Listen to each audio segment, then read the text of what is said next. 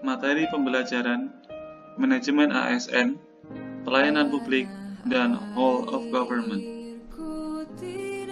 Assalamualaikum warahmatullahi wabarakatuh. Perkenalkan, nama saya Restu Binuko Aji, peserta Latsar CPNS golongan 2, angkatan 9, kelompok 3, Kementerian ATR BPN, tahun 2021. Substansi materi. Ada 3 substansi materi yang akan kita bahas pada kesempatan kali ini. Yang pertama adalah manajemen ASN, yang kedua, pelayanan publik, dan yang ketiga, whole of government.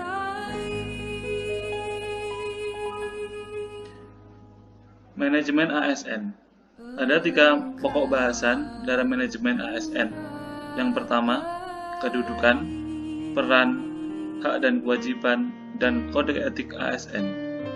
Yang kedua, konsep sistem merit dalam pengelolaan ASN. Dan yang ketiga, mekanisme pengelolaan ASN. Kedudukan, peran, hak dan kewajiban, dan kode etik ASN. Kedudukan ASN.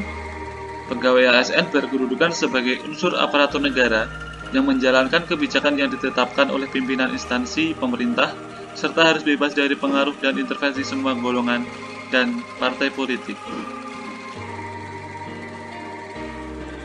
Peran ASN sebagai perencana, pelaksana, dan pengawas penyelenggaraan tugas umum pemerintahan dan pembangunan nasional melalui pelaksanaan kebijakan dan pelayanan publik yang profesional, bebas dari intervensi politik, serta bersih dari praktik korupsi, kolusi, dan nepotisme. Hak dan kewajiban. Terdapat 2 jenis ASN, yaitu yang pertama adalah PNS dan yang kedua adalah P3K. Perbedaan terdapat pada jaminan pensiun dan jaminan hari tua yang hanya terdapat pada PNS.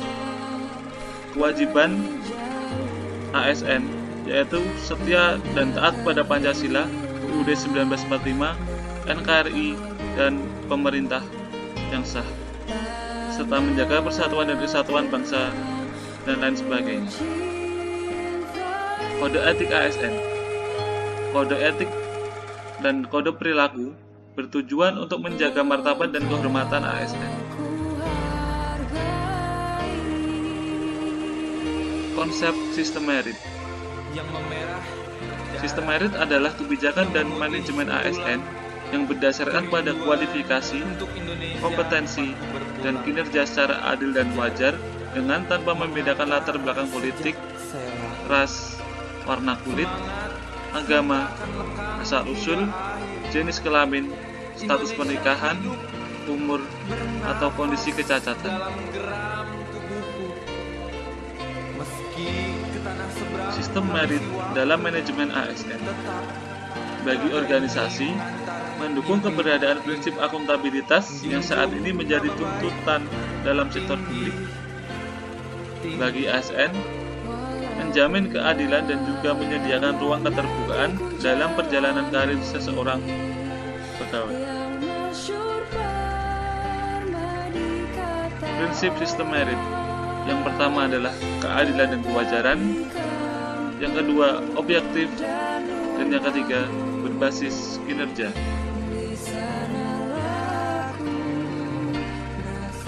Pelaksanaan sistem merit dalam beberapa komponen pengelolaan ASN. Yang pertama, penyusunan dan penetapan kebutuhan. Yang kedua, penilaian kinerja. Dan yang ketiga, pengembangan kompetensi, promosi, mutasi, dan penghargaan. Kelembagaan dan jaminan sistem merit dalam pengelolaan ASN. Yang pertama, Komisi Aparatur Sipil Negara, dan yang kedua, Kemenpan dan RB. Mekanisme pengelolaan ASN. Manajemen ASN dimulai dari penyusunan dan penetapan kebutuhan sampai dengan jaminan pensiun dan hari tua.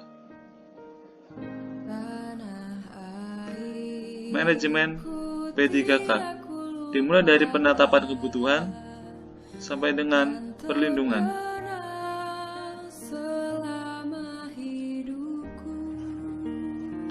Pengelolaan JPT. Pengisian JPT, pejabat pembina kepegawaian memberikan laporan proses pelaksanaannya kepada KASN. Pengawasan pengisian JPT, KASN berwenang memberikan rekomendasi kepada PPK.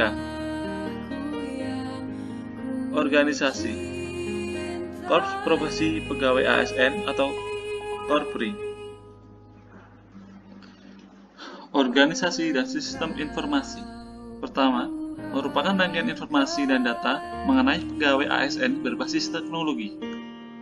Yang kedua, menjamin efisiensi, efektivitas, dan akurasi pengambilan keputusan dalam manajemen ASN. Konsep dan prinsip pelayanan publik. Undang-Undang Nomor 25 Tahun 2009 tentang Pelayanan Publik mengamanatkan pelayanan publik adalah kegiatan atau rangkaian kegiatan dalam rangka pemenuhan kebutuhan pelayanan sesuai dengan peraturan perundang-undangan bagi setiap warga negara dan penduduk atas barang, jasa, dan atau pelayanan administratif yang disediakan oleh penyelenggara pelayanan publik. Prinsip-prinsip pelayanan publik yaitu kesederhanaan, kejelasan, kepastian waktu, akurasi, keamanan,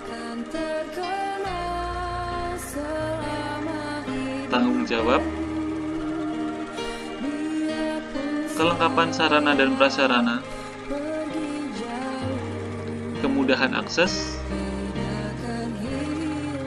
kedisiplinan, kesopanan, dan keramahan. Yang terakhir, kenyamanan. Etiket pelayanan publik. Dasar etiket yang seharusnya dilakukan oleh ASN yaitu politeness atau sopan santun, respectful, menghormati dan menghargai, attentive, yaitu penuh perhatian, kooperatif atau suka menolong, tolerance atau toleransi, informality, sikap ramah, serta self-control, yaitu menguasai diri dan mengendalikan diri. Pelayanan bidang pertanahan. Terdapat dua pelayanan bidang pertanahan, yaitu yang pertama pelayanan administrasi, mulai dari pelayanan pendaftaran tanah, izin penggunaan bermanfaat tanah, dan lain-lain, serta pelayanan jasa, yaitu pelayanan survei, pemetaan, pengukuran batas kawasan, dan lain sebagainya. All of Government atau WOG.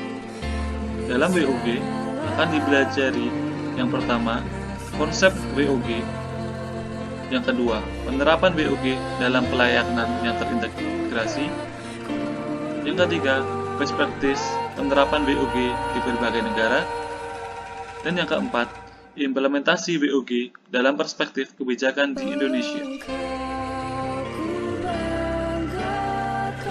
Konsep Whole of Government atau WOG.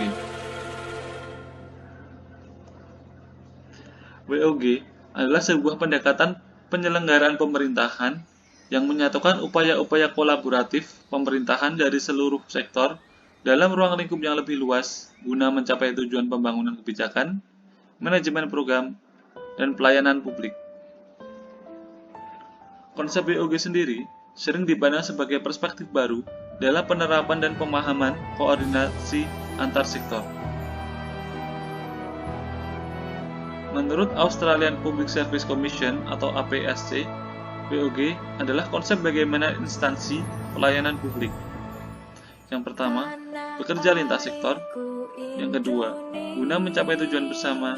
Dan yang ketiga, sebagai respon terpadu pemerintah terhadap isu-isu tertentu. Menurut United States Institute of Peace, WOG menekankan pada pengintegrasian upaya-upaya kementerian atau lembaga dalam mencapai tujuan bersama.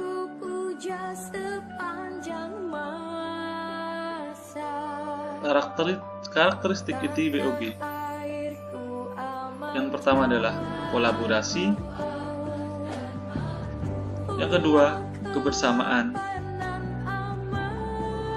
Yang ketiga, kesatuan.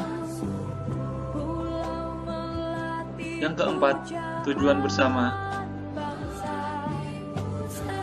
Dan yang kelima, mencakup keseluruhan aktor dari seluruh sektor dalam pemerintahan. Penerapan WOG dalam pelayanan yang terintegrasi. Yang pertama adalah penguatan koordinasi antar lembaga. Masing-masing lembaga dapat berkoordinasi dalam proses pelayanan publik dapat dilakukan jika jumlah lembaga yang dikoordinasikan masih terjangkau dan manageable. Yang kedua, membentuk lembaga koordinasi khusus. Lembaga koordinasi ini biasanya diberikan status kelembagaan yang lebih tinggi atau setara dengan lembaga yang dikoordinasikan. Yang ketiga, membentuk gugus tugas. Merupakan bentuk pelembagaan koordinasi yang dilakukan di luar struktur formal yang sifatnya tidak permanen. Yang keempat, koalisi sosial, yaitu merupakan bentuk formal dari penyatuan koordinasi antar sektor atau lembaga tanpa perlu membentuk pelembagaan khusus dalam koordinasi ini. Pola pelayanan pendekatan WOG. Yang pertama, teknis fungsional, yaitu pelayanan yang diberikan sektoral dan sifatnya hanya relevan dengan sektor itu. Yang kedua, satu atap, dilakukan secara terpadu pada satu instansi pemerintah yang bersangkutan sesuai kewenangannya masing-masing. Yang ketiga, satu pintu, yaitu pelayanan diberikan secara tunggal oleh suatu unit kerja pemerintah berdasarkan pelimpahan pewenang dan unit kerja pemerintah terkait. Yang keempat, terpusat, dilakukan oleh suatu instansi pemerintah yang bertindak selaku koordinator terhadap pelayanan instansi pemerintah lainnya yang terkait. Dan yang terakhir, elektronik, pelayanan menggunakan teknologi informasi dan komunikasi dengan otomatisasi layanan yang bersifat elektronik. Best practice penerapan WOG di berbagai negara. Di Selandia Baru, WOG juga dikembangkan melalui antara lain integrasi akunting pemerintahan, pengadaan barang dan jasa, serta ICT. Di Inggris, dikembangkan oleh HM Treasury yang mengkonsolidasikan lebih dari 5.500 akun instansi di sektor publik guna mendorong transparansi dan akuntabilitas menyeluruh. Di Australia, integrasi antara lembaga di semua tingkatan dan mendekatkan pelayanan publik kepada masyarakat. Sedangkan di Amerika Serikat, fokus pada isu keamanan nasional serta pemanfaatan teknologi informasi dalam menyatukan pemerintahan di semua tingkatan. Implementasi WOG dalam perspektif kebijakan di Indonesia. Dua contoh penerapan WOG dalam perspektif kebijakan di Indonesia adalah yang pertama adalah lapor.go.id, yaitu sistem pengelolaan pengaduan pelayanan publik nasional atau SP4N. Sedangkan yang kedua adalah Online Single Submission atau OSS, yaitu sistem yang mengintegrasikan seluruh pelayanan perizinan berusaha yang menjadi kewenangan menteri atau pimpinan lembaga, gubernur, atau bupati wali kota yang dilakukan secara elektronik.